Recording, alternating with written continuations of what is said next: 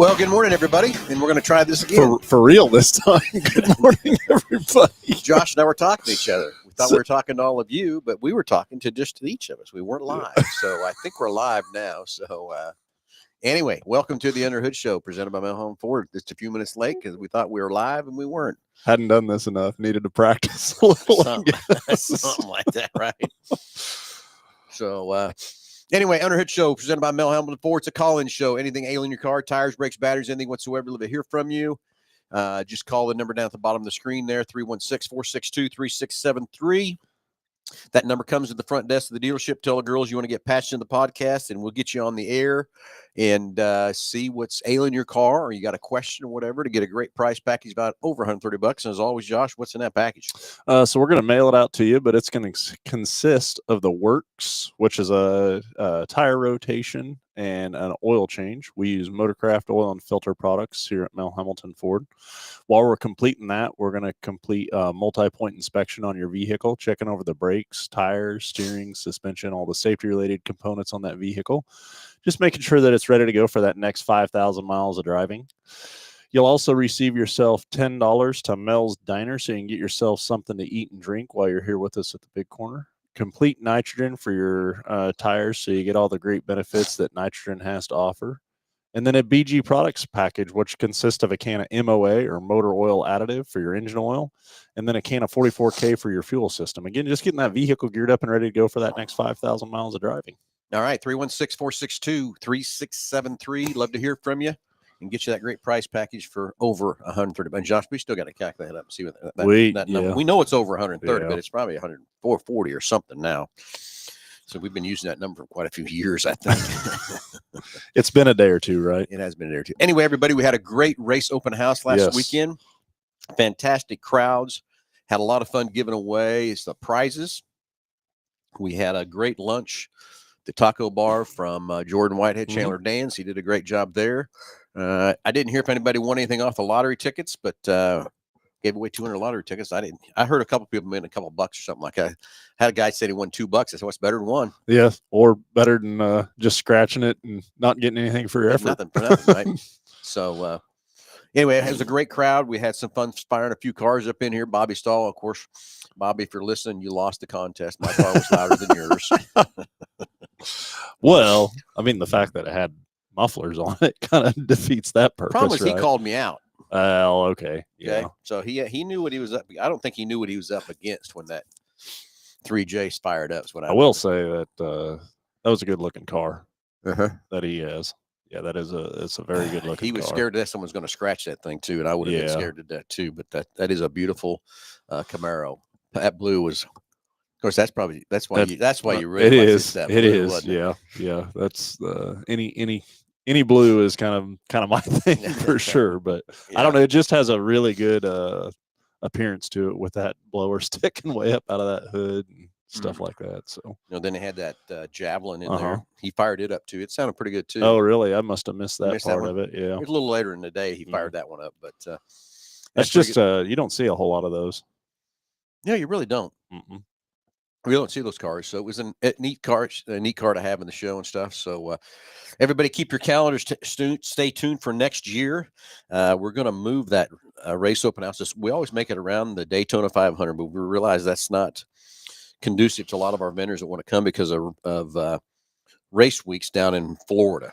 Always seem to be getting done there. So we're going to push it back a week. So it looks like next year it's probably going to be February 21 will be our race open house for next year, which is still okay. We always kind of kicked it off because I always looked at Daytona speed weeks and stuff that kind of kicks racing off, but heck anymore, they're racing in January. Yeah. The World Outlaws and all that kind of stuff too. So next year we'll push it back to February 21 for those of you that are getting excited for that. We are. And of course it's a yearly plan thing that we go through. So of getting that ready to go. So stay tuned for next year. And again, thanks everybody that came. Thanks to all the winners. Congratulations to all the winners that won all the great prizes, the tires, the fuel, the gift cards, the money, that sort of thing. So it's a lot of fun doing that too. So stay tuned for next year. And it is time to go racing, Josh. It is. For sure. It's time to go and everything else too. So, hey, let's get the phones ringing. 316-462-3673. anything ailing your car, tires, brakes, batteries, anything in the automobile world you want to talk about, I don't care. Let's get on here. Let's talk about it. We'll get you a great price package back at you in the mail here shortly. So anyway, Josh, anything else? Go. We got a caller. I didn't know that. Yeah. So let's go to the phones. Let's go to the phones and talk to Jeremy. Jeremy, you're on live with Under the Hood. Morning, fellas. Good morning, Jeremy. How are you? Phil, I fell and hit my head last week, and I bought a Ford. Well, the only thing I gotta say about you bought it from the wrong place. I bought it from an individual. His wife passed away, and he didn't need it. All right, I'll give you a break then. But I'll give you that break. What I got is a 2013 Ford Explorer. Okay. Yep. And my backup camera, every once in a while, when you go to backup, it'll just pop up on the center screen that the backup camera is not available. And then the next time you back up, it works. Okay. Josh, what do you got? I'm leaning toward. It's probably going to be the camera. The camera itself is where I'm headed to. Yeah, I didn't know on a 13 there's anything else. It's got to be the camera back in the day. Yeah, so potentially the camera. I mean, there is some connections that could be causing it as well, but probably most likely it'll be the camera in the actual hatch itself would be my guess on that thing. Yeah. That's kind of what I was leaning towards too. Is going to replace that camera. It's not that expensive to do either, isn't it? So no. In retrospect, as far as like displays or modules and stuff like that, yeah, the camera is probably the one of the least or expensive components in the system for sure. But yeah, that's one of those things. That camera, it's crazy.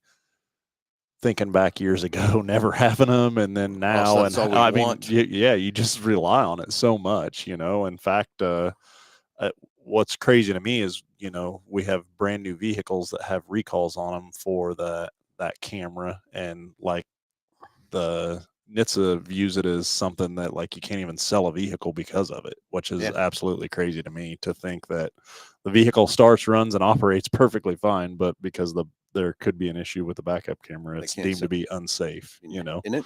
It is absolutely crazy. And then again, people don't use them. Like this morning, I was coming down my road, curving through my neighborhood, and this lady, she just backed right out in front of me. I'm on snow and ice. I'm thinking, honey, you're not paying attention to that camera, are you? She wasn't, but at least I didn't hit her because it was close. Let me tell you, from that part. So yeah, Jeremy, I'm pretty sure you're gonna have to replace that camera. We can help you out with that. Not a problem. Sure. And stuff too. Okay. And the other thing is my passenger side heated seat intermittently works, and then it doesn't work. Okay, so so a couple things could be going on there. There's a seat module, but then also the heater or the element itself. If there's like a short in that element, it's on what would be, presumably similar to like a circuit breaker. And so if it's seeing the circuit to be overloaded, then it will it'll it would shut it off for that service, and then maybe come back on the next time you cycle the key of the vehicle and try it again. So I would say there's maybe something going on with one of the elements itself, would be the most probably the most likely cause of that. And then there could be something going on with the actual module. The seat module itself is the other thing. So just have to take a look at that. Most of my problems with it are just, intermittent things. I bought the vehicle for my niece, and she loves the heck out of it. And her mom told her the other day when she let her mom drive it, she goes, well, you take the Suburban, I'm taking the Explorer. And you want to talk about almost a knockdown drag out between a father and a mother and a daughter. Holy crap. They were fighting over the vehicle. Did you have to get between the middle of them? I had to sit there and go, all right, guys, we can't be doing this. You guys have to either share or I have to get rid of it. And boy, then I got turned on. Well, I bet you did too, didn't you? They like that new vehicle. Yep, I bet so. Well, fantastic, Jeremy. If you need some help with that thing, we can sure take care of it and help you with it, okay? I'll probably have my niece bring it down because she's coming down first part of April. She's got to be down there with her daughter for a doctor's appointment, and I may just have her swing by and have you guys check it out. By then, it should need an oil change. All right, let's give us a heads up so we can have it in line and ready to go, buddy. Okay. All right. All right. I'll let you know, Phil. Hey, we gotta hurry up and get this race season going. I'm Trust- having race withdrawals, man. you think you are? Hang on here a minute, buddy. I've been watching racing videos that I've had for 10 years. I'm about out of them. Yeah, I get it. I tell you, it'll be here before we know it. It's getting every second. It's getting a second closer. It's not getting fast enough. I know. I get it. Trust me. I get it. I want to be racing too. So, all right, buddy. Got another caller. So thanks for calling, and we'll see you soon, bud. All right. Thanks, See you, man. Phil. Thanks, buddy. Thank you. Bye. Bye. All right, we'll get Ryan on the phone here next and see what's on Ryan's mind today. Anyway, got a couple comments coming in here, and of course, yeah, Rex thinks Jeremy needs to trade it. We just got it, Rex, too, but I'm with you. She still needs to trade it. Morning, Delbert. Being a plumber today, huh? That's not fun. So Delbert's being a plumber. So Tim Daniel says, morning, Ricky and Cal. I'm trying to figure who's Ricky and who's Cal. That's what I'm trying to figure out. Thoughts on Daytona? Yeah, we'll get some thoughts on Daytona after this call because I got a few of them from that part too. So we'll talk about that old Daytona race.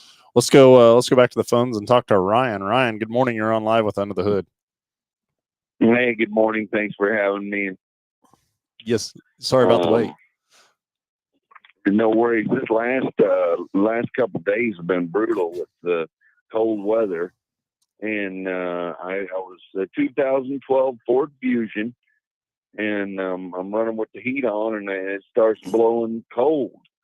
I mean, it's not blowing the AC, it's just blowing outdoors. Heck, it's minus something outside. So, and then I could get it back to hot I'd have to crank it over to cold and then bring my temperature gauge back over to hot. And I don't know. Sometimes it worked and sometimes it wouldn't. Right now it's working, but that's problematic for having that. Why would that go out? And if you'd look and let me know what's going on with the heater when it blows hot and then blows cold sometimes, appreciate that. And, I'd like that. I'll listen off air, guys. Well, so a couple of questions I have for you, if you have just a second, Sure. One, this happened as you're going down the road. It'd start, and then you could reach up and you'd change it over to cool and then back to hot, and sometimes it'd go back to hot and not. That's right, Josh. Yeah. The only I would guess an actuator or one of the actuator doors within the dash of that HVAC case would be my guess is what's going out on the thing. What year of car is that? 2012. And I've noticed I've got a little bit on the driveway. I've got a little bit of leakage. Well, and I don't know if it's oil or what it is. I don't know if that is anything to do with it. But. Yeah, the other thing I was wondering about before you started in and saying actually moving the climate control knob is actually low. If the vehicle was low on coolant in any way, obviously that's going to play a role in that. But you would notice more so, having heat going down the road. But then when you pulled up to a stop sign or something along those lines, then you wouldn't have heat. But actually just changing the knob, the climate control setting like that, I would guess more like an actuator in the HVAC heating and ventilation case would be my one thing for sure that we would want to check. With it being a 2012, we ought to be able to see some computerized data to kind of back that up a little bit as well, though. So what we'll do, we're going to throw a diagnostic onto your package and take a look at that thing at no charge to you and see what exactly is causing that. This time of year, especially with as cold as it's been, that's not good, right? But hopefully we're getting into a little bit warmer weather. But until then, let's get this thing looked at and see what's going on with it. Okay, thanks, Jar. Hey, thanks, Bill. Thanks, guys. You bet you're right. Thanks for the call. All right, we'll get Ryan in here, see what's going on with his hot rod and everything else too. So, definitely plenty cold the last couple of days, and stuff like that just easily rears its head. Rex put on there low coolant, and that's exactly right on that side of things. You gotta have the coolant in there to be able to produce the heat. My weather app says it's going to get warm next week. I just hope it's right. Yeah. Not like the news guys going to tell us Well, we're getting 8 to 12 inches and we get 4. yeah, to be fair, 40 today is going to feel like 80, I think, comparative to how cold it's been. Maybe, I don't know. Maybe not 80, but a lot warmer. A lot warmer. Yeah. Okay. Anyway, Daytona 500, while we're waiting on the calls coming, 316-462-3673. Get some more callers coming in here, but we can talk about Daytona 500, what a crash fest that was. Yeah. So what and I'm not sure how they can do this, but the Mustang bodies on the front fenders, and how much higher they are versus the Toyotas and the I don't know if that's true, because I don't know they'd let that through, because it's supposed to be the nose and the rear fascias are the only difference in those cars. Yeah. It just, aesthetically, it looks so much different to me on the Mustangs than it does and we were talking about that the other day, about how years ago they had the template that they laid across there. That's and now lasers. now they pull the car in a booth, in a booth and go through. I just can't imagine the tech that somebody would have to go through in a race like that to to be out there. I get it, but the Fords were fast, but didn't win it. That's not, being fast doesn't win it.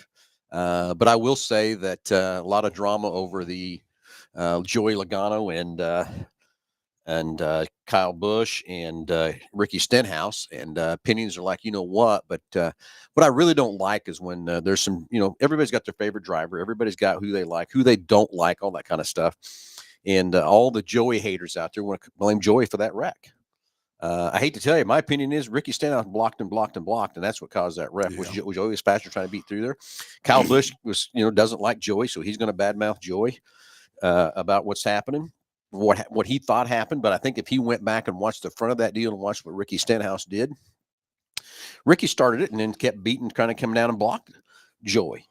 And I that's my opinion. But all the Joey haters out there want to blame him and all that kind of stuff too. But there's the 24 car just sat back there riding about 6th place, coming in nice corner and got it. What blows me away about NASCAR is so the fact that you're going that many laps, right, has to show consistency in a driver. But then also, when you get 5, 6, 7 of those guys paired up, like it takes it almost out of the driver, and it's more about the partnerships, right? For a good portion of the race.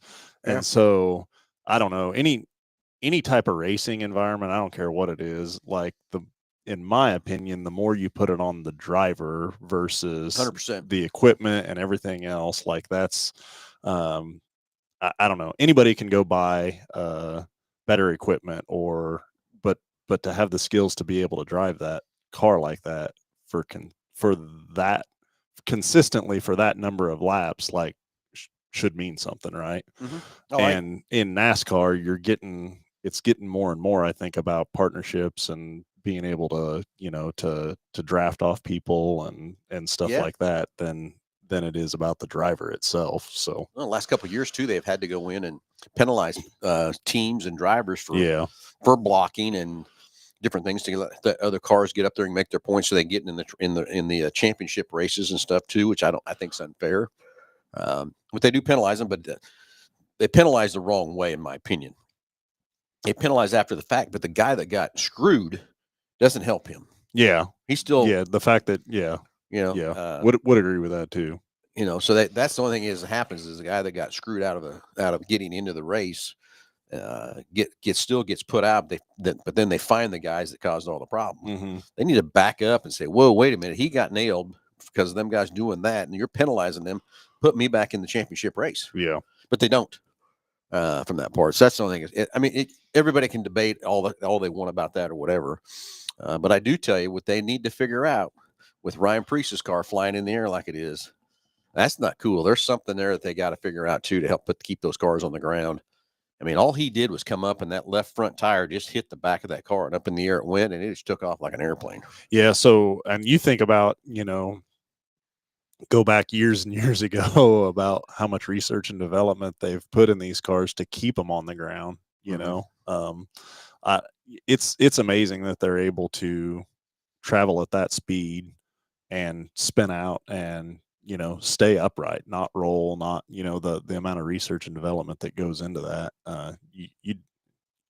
For as many slides sideways and stuff that you see, you really don't see too many of those cars take a turn or fly.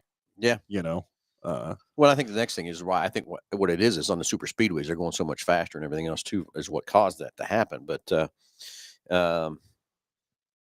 yeah, Tim Daniel says, take the arrow away and give them horsepower, driver skill to make it stick. I'm with you. I'm with you. Quit giving them so much downforce they've got. And then they'll realize that too. And I think the next thing is you take away the downforce and that the bumping they're doing. I mean, it's just the guy's gonna go flying. Yeah, you touch me or I touch you, and we're both gonna be screwed, right? Yeah. I will say that one of the things that we got the opportunity to go up to Kansas City and drive around that track, and it was a decent number of laps. I mean, it was I think it was 30 or something like that. But you don't realize how physically demanding that is on somebody. Oh shoot! You know what I'm saying? Like, I could not imagine. That's why when you look at those guys, they're all lean and trim, and I'd like to see what their diets really are, what they eat like all week up to the race and everything. There's probably some that it's a superstition thing, and then there's some that are like, I'm only eating fruits and vegetables, and then there's probably guys that are pulling through Wendy's grabbing a cheeseburger before they hop in a car. I still remember I was up in Topeka and they were having a ARCA race. And I was out there for that race, and I seen Earnhardt's plane fly in, and he lands, and the next thing I know, I see him and Teresa walking through because I was in the pits, walking through the pits, and I'm trying to get to him, but I can't get to him. He rolls. There's a Wendy's right on the lock. He rolls into that Wendy's, grabs a Wendy's cheeseburger, and eating that cheeseburger as he's going over to get it. As he's walking through the See pits. What I'm saying? In the pits, and jumps in the race car, and he couldn't qualify the day before. He was racing somewhere else, so he had to start the back of the race. And I don't remember how many cars. There was probably at least 30 some cars in the race or whatever. But he comes in. It was a 1.8 mile track, and I've drove that track many, many times. Anyway, so come around the first lap, and he comes around, and he's in second place. So I thought, oh boy, this is gonna be good. Comes around the next lap, and there's no Earnhardt. No Earnhardt. He backed her in the fence, like in turn 2 or something like that, because he just did it. And 30 minutes later, they're winning his plane. He's gone. He's gone. Yeah. So I get it. And then I seen some pictures this week of Sterling Marlin. He used to be a big old boy, and I tell you what, he's trimmed up. Yeah. Getting in and out of those cars, no joke. It don't take. You can't be a very, very big boy to be doing that. Yeah, but I tell you, you look at most of the drivers and they're interviewing them and stuff like that. They are pretty lean and trim and ready to go, and they have to. I mean, Ellie, my daughter, gets all bent out of shape because a lot of people don't call racing a sport. Well, it's the demand on those guys' bodies and how long they're running and going, and the blood pressure, the heartbeats, all that kind of stuff. I don't know how they stay in cars for that long.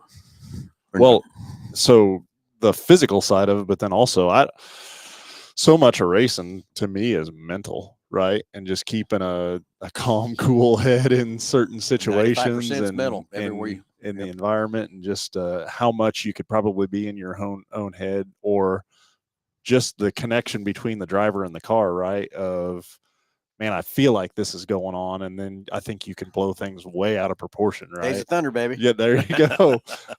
Hey, then there's new Days of Thunder coming. Oh, is there? Yeah. I got what the hell? What was his pit guy's Chief's name? Oh yeah, God. Anyways, he says he put them special tires on, and then they said, special tires. What special tires are you talking about? That is a very good movie. Just happened to glance through that the other day, and watched a good portion of it. So, man, there's nothing like getting those rental cars and just beating out. Yeah. Well, then we're heading to dinner, and then we had car trouble. Yeah, I think it was the radiator. That's right, Cole. I think it was the radiator, wasn't it? And then did you ever see the episode on NASCAR Live, or the show they always do before the race? And Jeff Gordon and who's the guy from Emporia? Yes. No. God, God dang, I'm drawing a blank on exactly the thing. But anyway, they get in two old beat up cars and get out on the racetrack and start beating the heck out of each other. So that was fun to watch too. But it'll be interesting to see what happens with this new movie that's coming up too. It'll be fun to watch and see with Tom Cruise doing another one of those Days of Thunder. I could watch Days of Thunder over and over and over. Not like Talladega Nights. I could watch over and over and over again. That's not me, baby. Not me at all. From that part too. So anyway, 316-462-3673. Let's get some callers coming in. We had a couple good callers already. Let's hear who's got something on their mind or whatever. If you want to talk about Daytona, let's talk about Daytona. Let's figure out what's happening there too. So from the Salt City perspective, what's first race? April 25th is our first run. And I do have something coming pretty big. I wished I could announce it. I can't yet. From that part. Wish I could announce it right now. Okay. But can't. But it is signed, sealed, and delivered now. Okay. I do have that done. I didn't have it until Thursday. Got it all signed, everything else too. So got some exciting stuff there coming for Salt City on it'll be at the July race with the Silver Crown cars from that part. So anyway, yes, exciting stuff this year, kicking the season off April 25th with the Heartland Modified Touring Series, which is very cool. Trenton Berry and Austin Kruger and Eric Chesterman, we put together a great race for that. Then they're headed down to Caney after that part deal. So then we have some exciting new stuff with the ASCS. We have 3 races of theirs National Touring Series coming in play May 30th, and then also the end of the season, October 10th and 11th, or 11th and 12th. Can't remember exact dates of that either. Look at that. I got a schedule right here. Look over that. I found it over here. So, yes. So, anyway, May 9th will be the Thunder of the Plains with late models in the U.S. Sprint Car Series, which will be fun. So, that's late models in sprints together. Then May 23rd will be our IMCA opener for all the IMCA classes. And, of course, May 30th, I already talked about that, the ASCS. June 20th will be another IMCA points race, and then the Silver Crown race, July 18th and 19th, and that's going to be fun there too. Got a great sponsor on board for that race, so we'll be able to announce that down the road here real quick too. And then again, we're kicking off August 22nd with the late models and IMCAs together. And then August 23rd, it's a 2-day race. That's our second 2-day race, is the Rebel late models and IMCAs on the 22nd, and we're going to announce some other classes on the 23rd to run with those late models on that. And then September 19th will be our final IMCA points race. And then, of course, October 10th and 11th is our ASCS National Points Race 2-day show. Should be a fun one on that one, too. So everybody just hang tight. Got a lot of things going on. Nick and I have been working on some sponsors. We're going to have some great new sponsor lists to announce here shortly. Signed a lot of people up last week and this week too. So exciting, fun time there of everybody kicking off. So being a sponsor page from that part too. So be able to announce some, probably next Wednesday we'll go live and be able to announce some more sponsors and things happening there at Salt City Speedway. So stay tuned for April 25th to be ready to go. We are going to have a practice night too. Some guys have asked about that too. I haven't got it nailed in. I'm hoping maybe to do it the 24th of April. We'll see how things we're going to do there too. Get ready to roll. Yeah, get ready to roll. It'll be right around the corner, that's for sure. Not soon enough, but not far enough away in some aspects, right? That's exactly right. So anyway, I'm sorry, I got a text to answer there real quick. Anyway, 316-462-3673. Let's get some phone calls running and let's go. So we and some stuff. Yes, Jeremy Kane, the warm weather is next. I'm ready for some shorts and flip flop. I get it. No. He said you were wearing shorts, flip flops, and a Hawaiian shirt. Is that what you're wearing next week on the show? No, it's not. Not me. Sorry, Jeremy. Yeah, sorry, Jeremy. You can wear them all you want, Josh, but I'm out. I mean, the shorts and flip flops you probably in on, right? Yeah, not on the show, but yeah, just in general. So burnout season. We haven't had a good burnout competition in a long time. It would have. I think it would have happened on Race Open House out front if if the weather had been a little more cooperative for sure. Yeah, we wanted to, but it was too cold. Yeah. I'd have loved to have had a burnout out there to go burn off some rubber. We haven't done it for a while. That's what I was saying. We need to go do that again. It's definitely been a little while for sure. Yeah. Miss burning up some Hoosiers, that's for sure. So anyway, 316-462-3673. Let's get the phones ringing. Some more questions would be great to have. And from that part too, Gus is trying to be real funny. Real funny, isn't he? We should put that up on the screen if we can get it. Well, yeah, it takes all kinds. So Josh is talking about the mental part of being in a race car, making funny jokes on the phones here this morning, but that's okay. We always got to have a little fun around here, right? So anyway, Josh, anything that happened exciting in the shop this week? And it's been definitely with the cooler weather. You see a lot of different. Obviously, heat becomes a huge thing, but then the diesel exhaust or the diesel trucks and the gelling up, that was a pretty big thing there. See for a lot of them couple laying days around for sure. Yeah. And then the other thing was just with inclement weather or snow or ice, obviously tire tread becomes a huge thing. And so we've seen a influx in tires for sure as well this week. And it wasn't this storm; it was the previous one. But I had stopped and pulled a couple different people out of the ditch on my way home. And between the two people, I'm pretty confident that they didn't have about 230 seconds worth of tread together combined on any one given tire. And neither person, I think, was even aware that was the situation or case, right? And to me, that goes back to that multi-point inspection and how valuable that is, that you have somebody looking over a vehicle. I ran into another situation or scenario of a gentleman that had a truck. It had 170,000 miles on it, which is substantially quite a few miles, but also he had a repair done over 100,000 miles ago, but the guy drives the truck a lot. So time wise, it hadn't been a whole lot of time. Yeah.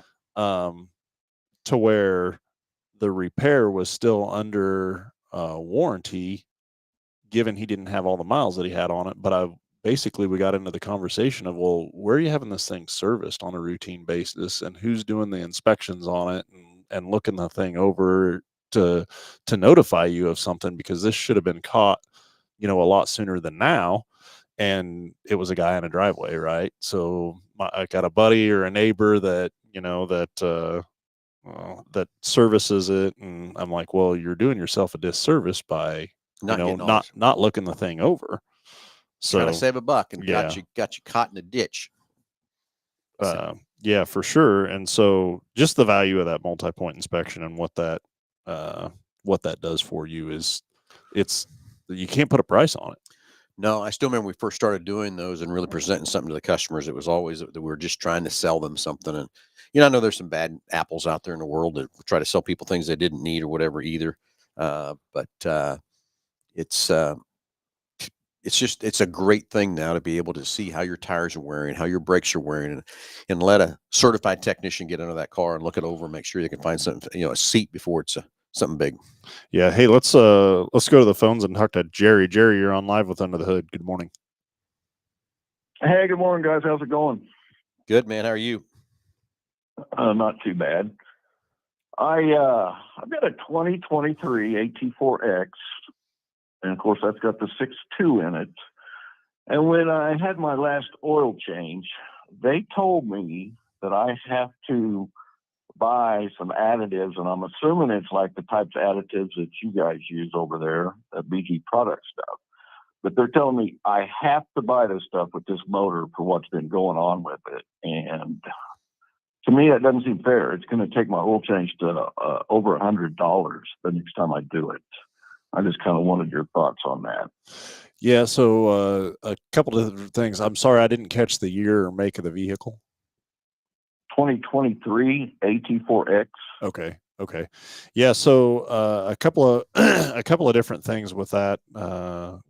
With these newer vehicles, they have very low tension piston rings in it, and you just service these vehicles way different than what you did years ago. The second part of that is from the oil side of it, but the other side of it is the fuel, and that's what I'm assuming that's what the additive is that they're recommending that you add is like a 44K into your fuel system. Both General Motors and Ford have acknowledged that this is a needed service in these newer vehicles. But the main reason of that is like the manufacturer has no control over where you get your fuel, right? And then what the stipulations are on that fuel. I mean, think about it from a perspective of the manufacturer of the fuel or the filling station. They're in it to make a profit, right? So they're buying, I guess, kind of cheaper fuel and then turn around and trying to make a profit on it or sell it. And so the quality of that fuel is not consistent. And so that's the majority of what the fuel additive is to help reduce the carbon footprint that's been embedded into that engine from using low quality fuel or low grade of fuel, and just to make it more even across all the different manufacturers.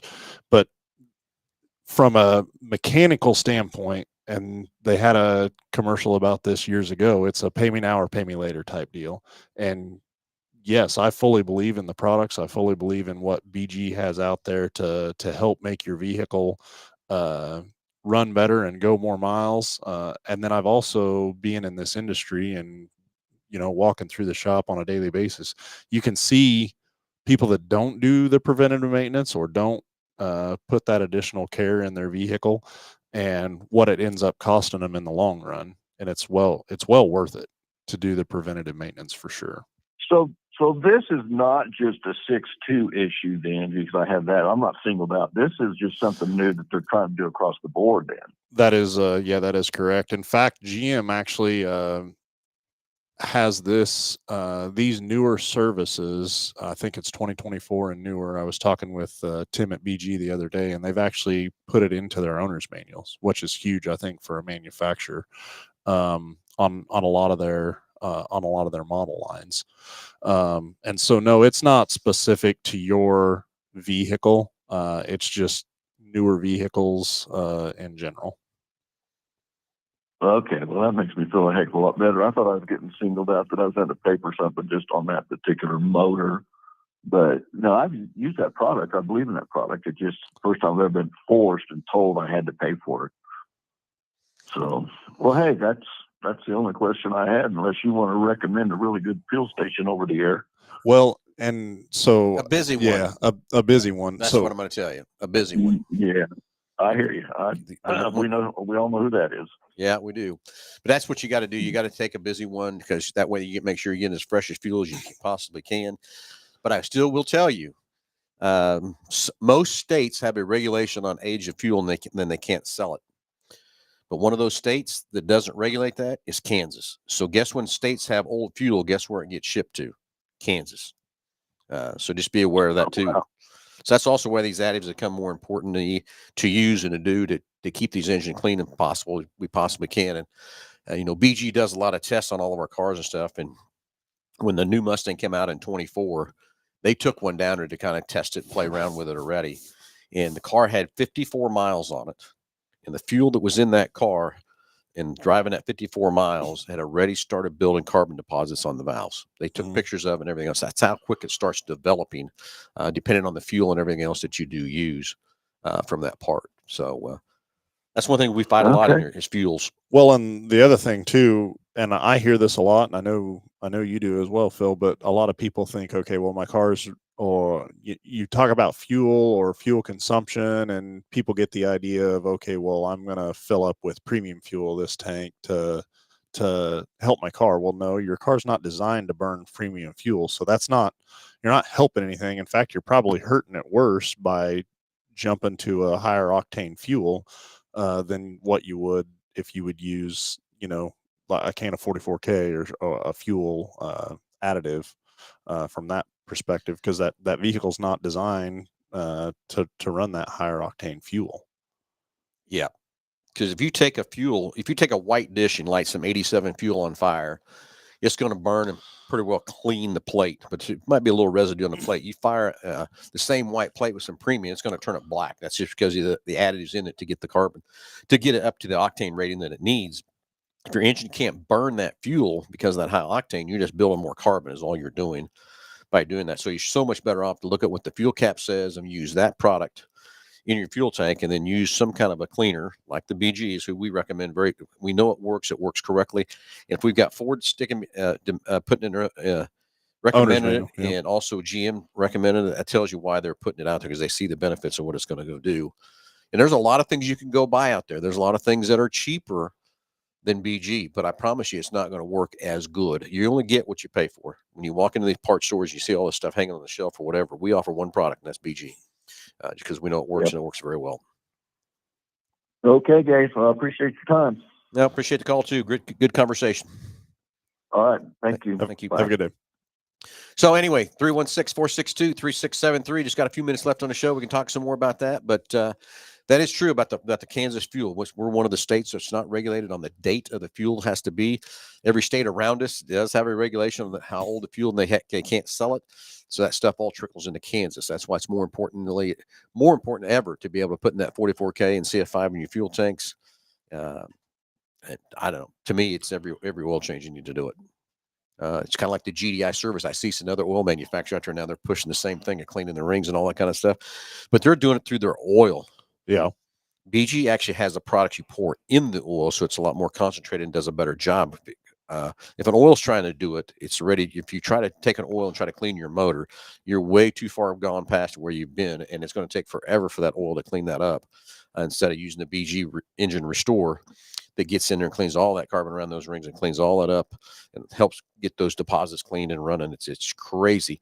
You can watch all kinds of videos all day long out there about different carbon buildups and everything else too. But the BG Products tool is a great product and does great things for you, and that's why we recommend it and have a great partnership with those guys. So anyway, is there other products out there? Sure is. Yeah, mothballs, crystals to gas. Yep, exactly, Daniel. You're exactly right on that too. So anyway, Josh, what all else? The different things over the years that people have tried. Oh yeah, shoot, I remember. We've had this problem forever. Yeah, I mean, I remember cars would come into my dad's station knocking. We thought it had a rod out of whatever. How about I can remember fighting like an EGR code on something, and then the EGR port is just completely plugged up, like completely. I can remember several different model lines or engine lines that was on, and they just weren't. The engines were not as efficient back then to where it made much of a difference, right? Well, and it's exactly right. Where I was headed, even back before the EGRs were on, we'd have those cars pull in there and knocking. Yeah. And we'd get a can of transmission fluid, rev that thing up, start pouring it down through the top of that engine, through the carburetor, go down there and break the carbon up and shoot it out the exhaust, and it was gone. So we were fighting this stuff way back then. We didn't realize what we were fighting with engine buildup and carbon buildup. But again, that's also now why these engines do run cleaner because of the fuel injection. Back then, 14.7 to 1 air to fuel ratio. If is a perfect air fuel ratio you want. Back then, we might have been getting 10 to 1. Yeah. And whoever knows what the heck we were getting. On one cylinder, though, right? Not all of them, yeah. So that's really why these engines run so much longer today. But back in my day, we were overhauling motors at 80,000 miles, and we were sometimes boring them at 80,000 because the cylinder wear was so bad and everything else too. But we didn't realize what was going on there. It was just carbon inside the motors, just wearing everything out. I mean, you can take something apart now, 100,000 miles on it, and still has the cross hatches in it, right? Can't tell him where's happened for that part. But again, preventative maintenance is the best thing. If you don't believe me, whatever, it doesn't matter. It's gonna cost you. One way or another. Pay me now, pay me later, like you just said, Josh. Anyway, anything else, Josh, on the phones? Anything? If they're good there, everything answered up there. So everybody, it's going to get warm. It's finally time to go racing. It's finally a great time of that. And NASCAR's on again tomorrow. I haven't even looked to see who's racing. Yeah, I don't even know where it's at, honestly. I think it's Atlanta, but I don't know. Yeah. So anyway, anything else, Josh? The value of the multi-point inspection is my big thing for sure. But 5,000 miles or 5 months, whichever occurs first. For sure. Also, the cold weather's gone. I'm glad it's gone. Everything else too. But remember, keep your fuel tanks on the top half, not the bottom half in this type of weather. Make sure you put some fuel dryer in that fuel because that keep up the condensation. It'll freeze on that part too. So, hey, everybody, we're going to tune out and go. We've covered everything up. Great questions, great comments coming through. Appreciate it all every Saturday morning. Stay tuned live Wednesday at 6 o'clock. I'm sure we'll go live and update you with a lot of exciting new stuff we have going on at Salt City Speedway from that part two. So, and then we'll see you next Saturday morning at 9 o'clock right here live at Under the Hood Show. Everybody have a great weekend. Get warm. Let's get excited. Spring's right around the corner. March 20th. Here we come. There we go. Talk to you next Saturday and talk to you Wednesday at 6 o'clock. Have a great day, everybody.